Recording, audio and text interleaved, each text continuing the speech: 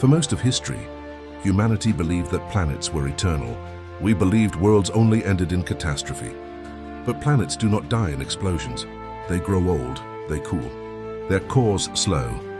Magnetism weakens, skies fade, and eventually, life loses the conditions that allow it to exist. This is not science fiction. It is written across Mercury, Mars, and countless silent worlds. For over a decade, I studied this pattern in isolation, not as a scientist in a lab, but as a human asking a simple question. If planets age, why do we pretend Earth is immortal? The truth is uncomfortable. No wealth, no technology, no border will protect us when planetary systems fail.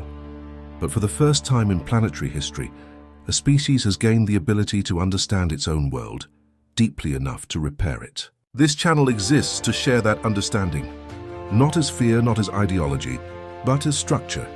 We are launching a planetary education network, not just to teach how worlds die, but how they can be sustained.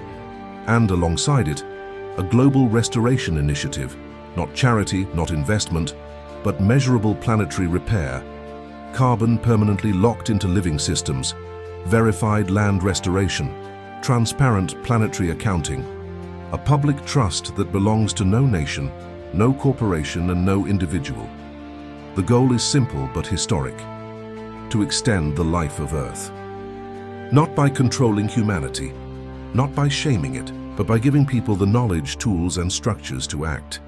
If we succeed, history will remember this not as a project, but as the moment a civilization decided to remain alive. One cycle, infinite worlds.